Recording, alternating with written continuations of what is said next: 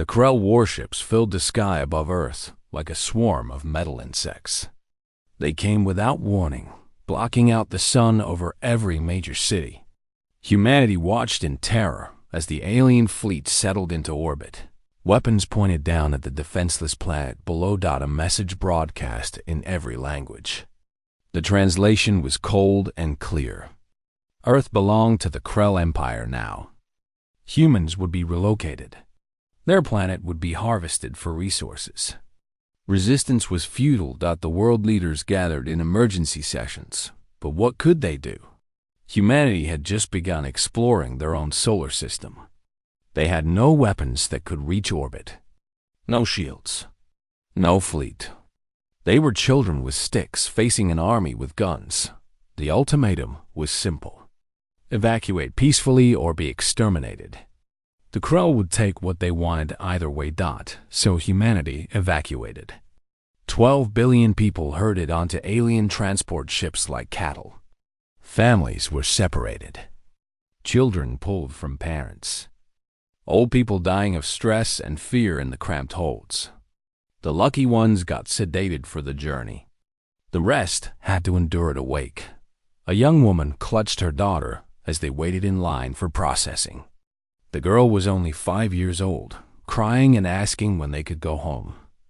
The mother had no answer. Home was being destroyed behind them. Through the transport windows, they watched the bombardment begin. Massive projectiles fell from orbit, slamming into mountains and oceans. The impacts cracked the planet's crust like an eggshell. Volcanoes erupted. Tsunamis swept across coastlines. In days, Earth became an unrecognizable hellscape. The Krell were efficient. They sorted humans by genetic markers and skills. The strong went to harsh labor worlds. The intelligent went to research colonies. The rest were dumped on marginal planets barely suitable for life. The woman and her daughter ended up on a world the Krell called Processing Station. Theta. Humans just called it the Red Planet because everything was covered in rust-colored dust. The gravity was heavy. The air was thin. The water tasted like metal. They lived in prefabricated shelters that leaked when the dust storms came. They ate protein paste from dispensers. They worked in factories processing ore that the Krell mined from nearby asteroids. It was survival, nothing more. The humans are stubborn creatures. They don't break as easily as other species. The woman worked in the factory during the day, operating machinery that sorted valuable minerals. At night, she taught her daughter and other children about Earth, about forests and oceans and blue skies, about animals and cities and all the things that no longer existed. The Krell guards thought this was harmless. Let the humans have their memories. It kept them docile. What they didn't understand was that humans need more than food and shelter. They need purpose. They need hope. An old man in the settlement had been an engineer on Earth. He studied the Krell machinery while he worked, memorizing every detail. At night, he scratched diagrams in the dirt outside his shelter, teaching others what he learned. Before the dust storms erased his drawings, a dozen people had memorized them. A doctor examined injured workers, but she also paid attention to Krell biology. She learned how their bodies worked, what made them sick, what they were vulnerable to.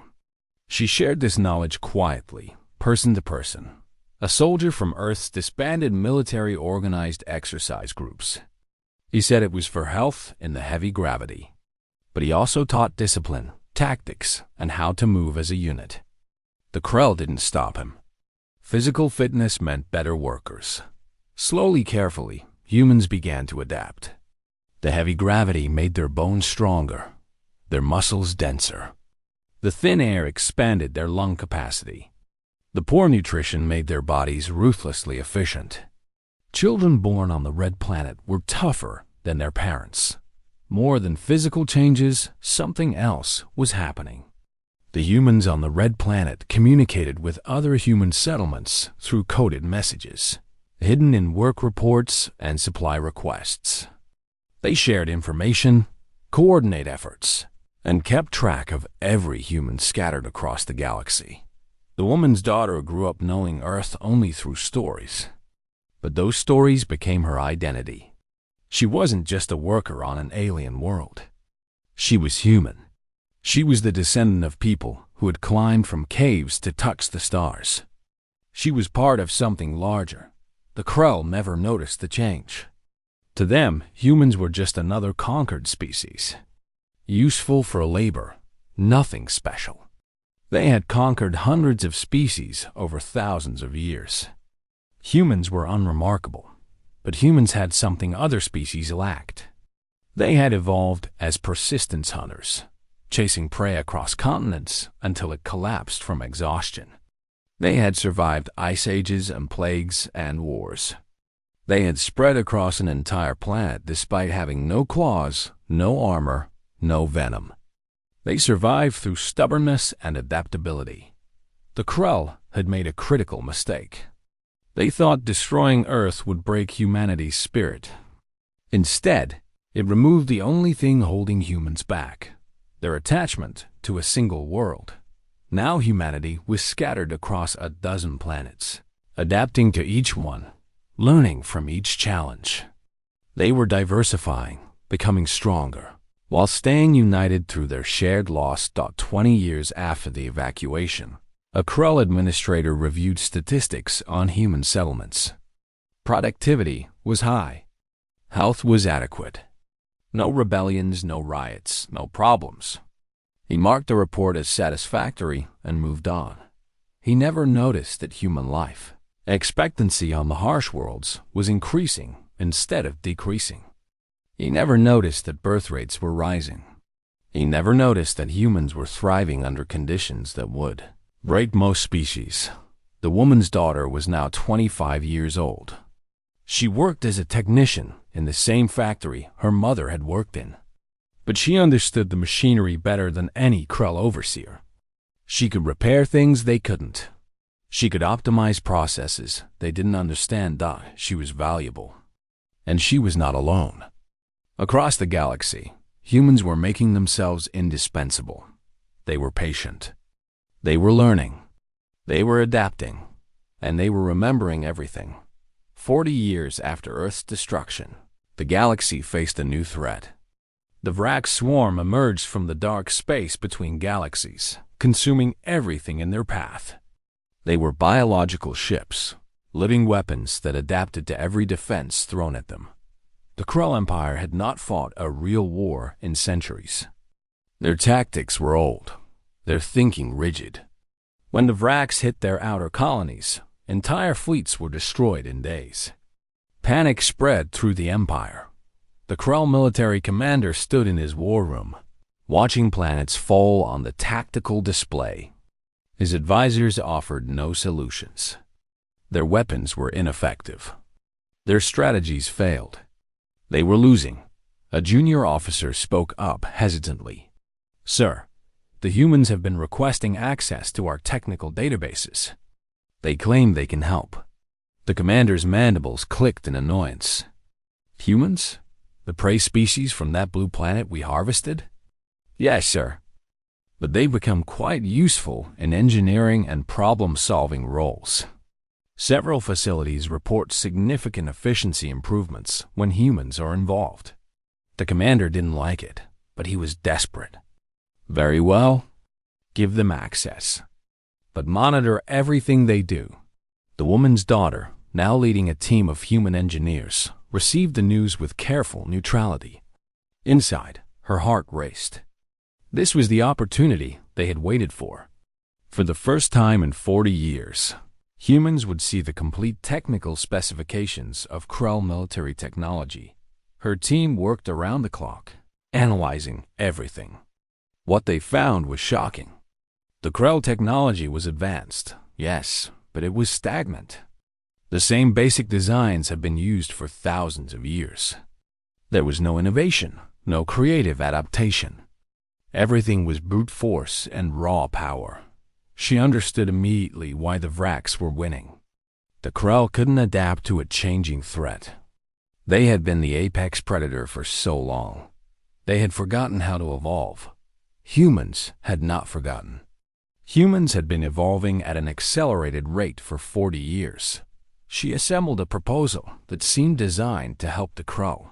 New ship configurations that required less resources. Shield frequencies that the Vrax couldn't penetrate easily. Weapons that exploited biological weaknesses in the Vrax organisms. It was brilliant.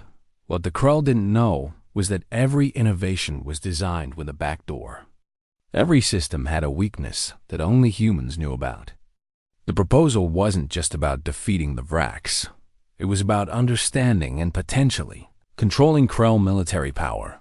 The Krell tested her designs. The first battle was a stunning success. A Krell fleet, equipped with human modifications, destroyed 3 Vrax hive ships with minimal losses. The Empire celebrated. The humans were rewarded with better living conditions and expanded privileges. But the real reward was knowledge. Every human settlement now had complete specifications for Krell military technology. They knew how it worked. They knew how to build it. They knew how to defeat it. The old soldier, now training the second generation, gathered his students in a hidden bunker beneath the factory complex. "This changes everything," he told them. "We're no longer helpless. We know their secrets." A young man raised his hand. "So when do we strike? When do we take revenge for Earth?" The soldier shook his head. "Revenge is pointless. What good is destroying the Crow? Another empire would just take their place. We need to think bigger." "Bigger how?" a woman asked. "We need to make ourselves indispensable. Not just useful, but absolutely necessary. We need the galaxy to depend on us." Over the next decade, that's exactly what humans did. The Vrax War continued, and humans became the Empire's primary problem solvers. They designed new weapons, optimized logistics, treated wounded soldiers. Every victory the Krell won had human fingerprints on it. The Krell rewarded this by allowing humans to spread throughout the Empire. Families were reunited as humans were permitted to travel between settlements. Human communities sprang up on industrial worlds, research stations, and military bases. The woman, now elderly, lived to see her daughter become one of the most respected engineers in the Empire. She lived to see her grandchildren born free, not in a refugee camp, but in a proper city with rights and opportunities. But she also knew the truth. The freedom was strategic. Every human community was a cell in a larger network. They communicated through encrypted channels hidden in entertainment broadcasts. They shared knowledge, resources, and plans. A young programmer discovered something fascinating about Krell computer systems. They were powerful but inflexible. They couldn't handle unexpected inputs well. She developed a translation protocol that made human and Krell computers work together seamlessly. Within 5 years, her protocol was standard across the Empire. What the Krell didn't know was that it also allowed human systems to interface with Krell networks in ways the Krell never intended. Humans could now access information the Krell thought was secure. A human doctor made a breakthrough in treating a Krell genetic disorder that had plagued their species for millennia. She became a hero, celebrated across the Empire. She used her influence to advocate for better human rights and more integration. A human artist created a sculpture so beautiful that aliens came from across the galaxy to see it. Hidden in its mathematical proportions were the complete plans for an independent human economy, invisible to anyone who didn't know what to look for. The Krell saw useful servants. They didn't see the network forming beneath their feet. They didn't see that every improvement humans made was actually preparing for something larger. 60 years after Earth's destruction, humans were everywhere. They worked in every industry, lived on hundreds of worlds, and had integrated themselves into the fabric of galactic civilization. They were no longer the conquered species from a harvested planet. They were the people who made things work. A Krell Economists published a report showing that human-integrated facilities were 40% more productive than purely Krell operations. The recommendation was clear: employ more humans everywhere. The Krell followed that recommendation enthusiastically. They never asked why humans were so good at making things efficient. They never wondered if there was a deeper pattern. The woman's granddaughter, now an adult, worked on a secret project that only humans knew about. They were building ships. Not many, and not openly, but in hidden facilities on remote asteroids, using materials carefully diverted from legitimate projects. Humans were constructing a fleet of their own. The ships used Krell technology, improved with human innovations. They were smaller, faster, and more efficient. And they were completely independent of Krell control systems. When the old soldier finally died, he died knowing that his people were no longer helpless. His funeral was attended by hundreds of humans from across the sector. They sang old Earth songs and told stories about the homeworld most had never seen. The Krell permitted this as harmless cultural practice. They didn't understand that every song contained encoded information. Every story was a lesson in resistance and survival. Humanity was preparing for something. Not war, but transformation. 80 years after Earth's destruction, a human stood before the Galactic Council for the first time. Her name didn't matter. What mattered was what she represented. A species that refused to stay conquered. She was there as a technical consultant, invited to explain the economic benefits of human integration. The council members, representing dozens of species, barely paid attention at first. What could a prey species possibly teach them? She began with simple facts. Facilities employing humans showed 40% productivity increases. Human problem-solving had ended the Vrax War. Human innovations had improved everything from starship engines to medical treatments. The galaxy was better because humans were part of it. Then she asked a question that changed everything. Why we maintain the preservation system when integration clearly produces better results? The Krell counselor clicked his mandibles in irritation. The preservation protocols have been in place for millennia. Conquered species are kept separate for their own good. Based on what evidence? She pressed. Every measure shows that integrated human communities thrive. Separated communities stagnate. The old system is inefficient. Efficiency. That word carried weight in the galactic economy. The Draven trade representative leaned forward with interest. The Zintian scientist made a note. Even the Krell military observer looked thoughtful. The debate that followed lasted months. Conservative factions argued for tradition. Progressive factions pointed to results. Economic interests calculated the costs and benefits. In the end, economics won. Humans were granted provisional citizenship throughout the Krell Empire. They could travel freely, own property, and participate in commerce. The preservation worlds would remain as cultural heritage sites, but humans were no longer confined to them. The Krell thought they were being generous. They didn't realize they had just lost control. Within 10 years, human businesses dominated the service economy across 100 worlds. They were more efficient, more adaptable, and more customer-focused than their competitors. Human restaurants, repair shops, and consulting firms appeared in every major city within 20 years. Human financial networks had become essential to interstellar trade. They offered better exchange rates, faster transactions, and more reliable service. Money flowed through human systems because human systems simply worked better. Within 30 years, half the engineers in the Empire were human or had been trained by humans. The education system couldn't ignore the results. Human teaching methods produced better problem solvers. Human curricula encouraged creativity and adaptation. The woman's great-granddaughter grew up in this new galaxy.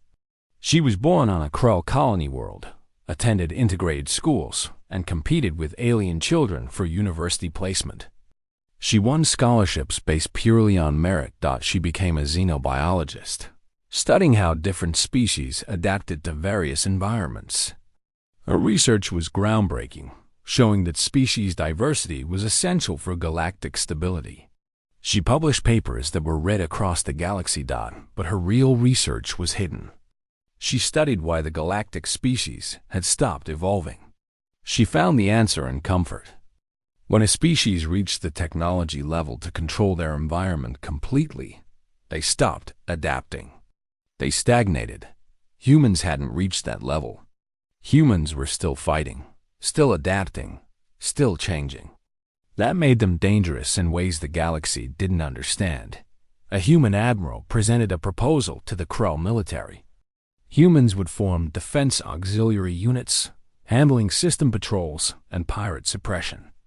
This would free up major Krell fleets for more important duties. The proposal was approved enthusiastically. The first human defense fleet launched with great ceremony.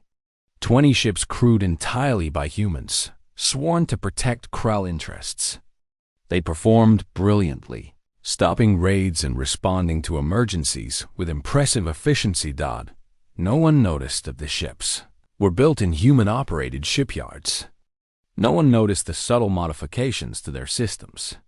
No one noticed that their communication networks had layers of encryption that only humans understood. Within a generation, there were 1,000 human ships operating across the Empire, all officially part of the Krell military, all actually answering to a human command structure that the Krell barely supervised. The old engineer's great-grandson stood on the bridge of one of those ships, looking at the starfield through the viewport. His ancestor had watched Earth die from a transport ship. Now he commanded a warship capable of cracking a planet. The irony wasn't lost on him. But revenge wasn't the goal anymore. Something bigger was happening. A human scientist announced a breakthrough that stunned the galaxy. She had developed a process to restore dead worlds, terraforming on a scale never before achieved. And she announced that the first world they would restore was Earth. The project would take a century. It would require enormous resources. But humans across the galaxy contributed enthusiastically. Earth would live again. The Krell found this baffling but harmless. Let the humans have their sentimental project. It kept them happy and productive. What the Krell didn't understand was that Earth wasn't just a restoration project. It was a symbol. It was a declaration. We are not broken. We do not forget. We can rebuild anything. Meanwhile, the galactic political situation was changing. The Krell Empire faced economic competition from the Draven Trade Confederation.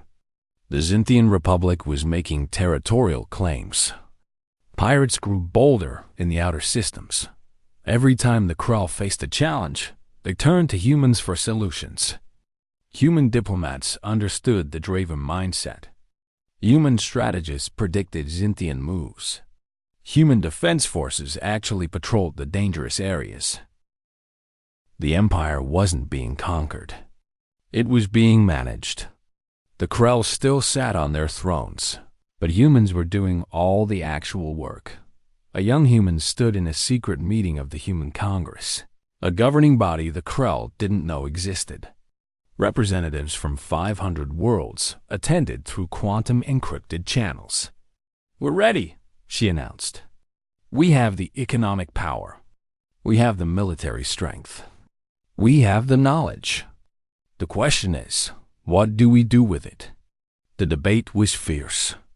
Some wanted to overthrow the Krell, to punish them for Earth. Others wanted to simply declare independence and leave the Empire. But the wisest voices argued for something different. "The galaxy needs better leadership," an old statesman said. "Not human domination, but genuine cooperation. We should build something new, something that includes everyone." The vote was close, but the decision was made. Humans would propose a restructuring of galactic civilization itself. The proposal was radical. A federal galactic government where every species maintained autonomy but cooperated on common challenges. Open borders, shared technology, integrated defense. No more empires. No more conquered species. Just cooperation based on mutual benefit. The human representative presented it to the Galactic Council with careful confidence. She laid out the economic advantages, the security benefits, the technological innovations that would come from true cooperation. She made it sound reasonable, inevitable even. The Krell admiral who had ordered Earth's destruction a century ago was still alive, preserved by their species' long lifespan. He stood before the council, his aged body trembling with rage. This is an insult. You were prey. You were conquered. You have no right to propose how the galaxy should be governed. The human representative looked at him calmly. You took our world. You scattered us across harsh planets. You tried to break us. Instead, you forced us to evolve faster than any species in galactic history. You created us. She gestured to the council chamber. Every species here reached the stars and then stopped adapting. You achieved comfort and stagnated. We achieved nothing, so we had to keep improving. You gave us the greatest gift possible, the necessity to become something more. She pulled up holographic displays showing galactic economic data. Human integrated systems outperform traditional systems by every measure. Human innovation has solved problems you faced for millennia. Human defense forces have better response times and lower costs than any traditional fleet. The Zintian counselor studied the data carefully. You're saying you should lead because you're better? No, the human replied. I'm saying the current system is failing, and we have a better alternative.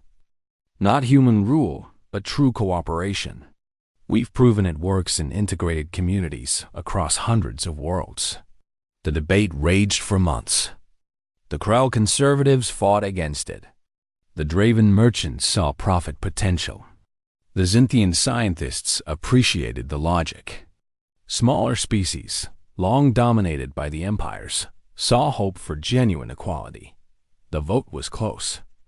The restructuring passed by a narrow margin. The old empires would transition to a federal system over 50 years, maintaining their cultures but integrating into a cooperative framework. The human representative smiled as the vote was announced. The Krell thought they had made a political compromise. They didn't realize they had just agreed to a system designed, built, and controlled by humans at every level, not through force. Through competence, the transition began immediately. Human administrators helped design the new government structures. Human engineers built the communication networks that would link the Federation. Human educators developed the curricula for the integrated academy system at every level. Humans made sure the new system was fair, efficient, and functional. They also made sure they understood every aspect of it better than anyone else. On the red planet where the first refugees had landed, now renamed Hope Station, a memorial was built. It listed the names of everyone who had died in the evacuation, in the harsh early years, and the struggle to survive. 12 million names carved in stone. The woman who had arrived as a refugee with her young daughter was long dead. But her great-great-granddaughter attended the memorial dedication. She was now a senator in the new Federal Assembly. She touched her ancestor's name on the memorial wall and whispered, "We made it. We survived." Earth's restoration entered its final phase. The atmosphere was breathable now. Oceans filled the ancient basins. Carefully selected plants from seed banks spread across the continents. Animals cloned from preserved DNA were released into expanding ecosystems. In 50 years, Earth would be alive again. Not as it was, but as something new. Something that bore the scars of what had been done to it but lived anyway. The first human fleet. Admirals stood on the bridge of the Federation's flagship. It was a joint project, designed by humans and Krell and Zintian engineers working together. It was more powerful than anything the old empires had built separately. She looked at her. Mixed species crew working efficiently at their stations. This was the future. Not human domination, but humans setting the standard that others wanted to meet. A young Krell officer approached her nervously. "Admiral, I've been studying human history. I learned what my ancestors did to your people. I'm sorry." She looked at him for a long moment. "Your ancestors made a mistake. They thought destroying our world would break us. Instead, it forced us to become stronger, smarter, and more adaptable. They created their own replacement. Does that mean you hate us?" He asked. "No," she said honestly. "Hate is wasteful. We prefer to be useful." That was the truth of it. Humans had not conquered the galaxy through military might. They had made themselves so useful, so essential, so effective that the galaxy chose them voluntarily. The Krell still existed. So did the Zynthian, the Draven, and hundreds of other species. No one was exterminated or enslaved. The old empires transitioned to the new system because it worked better, but everyone knew who really ran things. Not through titles or official power, but through competence and reliability. When something important needed to be done, you called humans. When a crisis emerged, humans solved it. When innovation was required, humans delivered. On 1,000 worlds, human children grew up learning multiple languages, studying alien cultures, and preparing to work in an integrated galaxy. They were raised with the stories of Earth's fall and humanity's survival. They understood that their grandparents had been refugees, but they were citizens of a galaxy. The old soldier's great-great-grandson taught at the Federal Military Academy. He trained officers from a dozen species in tactics and strategy. His human students learned something extra in private sessions.